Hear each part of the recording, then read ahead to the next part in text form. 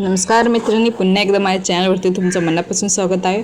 आज आपण घरगुती केलेले शेवाळ्यापासून मस्त अशी खीर बनवणार आहोत।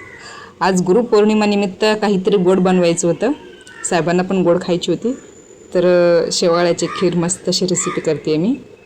प्लीज चॅनलवरती नवीन असेल तर आधी चॅनल सबस्क्राइब करा, व्हिडिओ कसा वाटला तो कमेंट आणि लाईक करायला विसरू नका।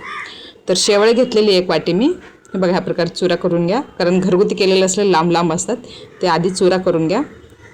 एका कढईत घ्या, कढई पॅन काही घ्या आणि त्यात 2 चमचे तूप टाका। जर तूप नसेल तर डालडा किंवा तेल वापरू शकता, शक्यतो तूप वापरा। ह्याला पूर्ण लालसर होईपर्यंत, ह्या प्रकारे लालसर होईपर्यंत भाजून घ्यायचे आपल्याला। पूर्ण शेवाळ्याचे कलर चेंज झालेले आहे। भरपूर लोकांना घरात केलेली शेवाळे आवडत नाही, दुकानातलंच खातात, पण ह्या प्रकारे घरात असलेली शेवाळे असेल ह्या प्रकार करून बघा, एक नंबर टेस्टी लागतो। आता ह्यात 1 वाटी शेवाळ्याला पाऊण वाटी साखर टाकलेला आहे मी, त्याला पण थोडं हलवून घ्या आणि हे अर्धी ग्लास पाणी टाकलेलं आहे। डायरेक्ट दूध टाकायचं नाही आहे, दूध टाकलं की फाटून जाईल।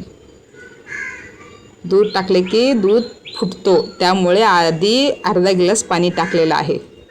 ह्याला थोडंसं साखर विरघळेपर्यंत हलवून घेऊयात। प्लीज चॅनलवरती नवीन असेल तर चॅनल सबस्क्राइब करा, जेणेकरून माझा व्हिडिओ नेक्स्ट रेसिपी जे काही असेल तुमच्यापर्यंत पोहोचेल। हे बघा, दूध थोडंसं आपलं पाणी थोडंसं गरम झाले की वरनं अर्धी वाटी परत दूध टाकलेलं आहे मी। पूर्ण दुधात करायचं असेल तर आधी थोडंसं पाणी टाका, जेणेकरून दूध फुटणार नाही आपला। ह्यात इलायची पावडर आणि हे दालचिनीचा एक तुकडा टाकलेला आहे, जे काही जण मसाल्यातलं लाकूड असतो त्यातलं थोडंसं तुकडा टाकलेला आहे, आणि इलायची पावडर टाका। जर ड्रायफ्रूट्स असतील तर ते सुद्धा टाका आणि ह्याला व्यवस्थित थोडंसं ढवळा, 2 ते 3 मिनिट, आणि थोडंसं उकळी मारू द्या।